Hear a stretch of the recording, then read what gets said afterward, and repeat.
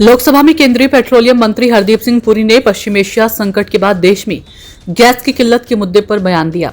उन्होंने कहा कि दुनिया के ऊर्जा इतिहास में शायद ही कभी ऐसा समय आया हो जैसा अभी पश्चिम एशिया के संकट के कारण देखने को मिल रहा है। उन्होंने कहा कि यह स्थिति वैश्विक तेल और गैस आपूर्ति के लिए बेहद गंभीर मानी जा रही है। पेट्रोलियम और प्राकृतिक गैस मंत्री हरदीप पुरी ने अपने बयान में कहा कि होर्मुज़ से 20% आवाजाही प्रभावित हुई है, 40% कच्चा तेल दूसरे देशों से आ रहा है। उन्होंने इस दौरान कहा कि हमारे पास पर्याप्त कच्चा तेल है। केंद्रीय मंत्री ने आगे बताया कि भारत की क्रूड सप्लाई पूरी तरह से सुरक्षित है और भारत में पेट्रोल डीजल की किसी भी तरह की कोई दिक्कत नहीं। देश में अभी पर्याप्त गैस है। गैस की किल्लत को लेकर अफवाहों के बीच केंद्रीय मंत्री ने कहा कि सीएनजी की सप्लाई 100% जारी है। भारत में एलएनजी के कार्गो रोज आ रही हैं।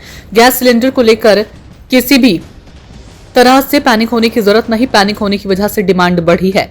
इस दौरान केंद्रीय मंत्री हरदीप पुरी ने बताया कि देश में एलपीजी का उत्पादन 28% बढ़ा है और देश लंबे समय तक इस संकट से निकटने को लेकर पूरी तरह से तैयार है। पेट्रोलियम मंत्री ने आगे कहा कि भारत अभी भी कनाडा, नॉर्वे और रूस से तेल ले रहा है और हमने गैस की कालाबाजारी को रोकने के निर्देश जारी किए हैं।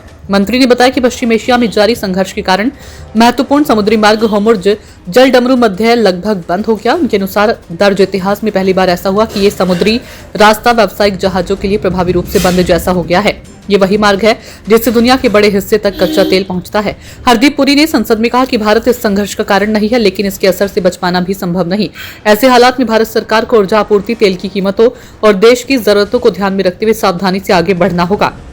उन्होंने ये भी कहा कि सरकार लगातार स्थिति पर नजर रख रही है और देश की ऊर्जा जरूरतों को पूरा करने के लिए हर संभव कदम उठाए जा रहे हैं ताकि आम लोगों पर इसका असर कम से कम पड़े।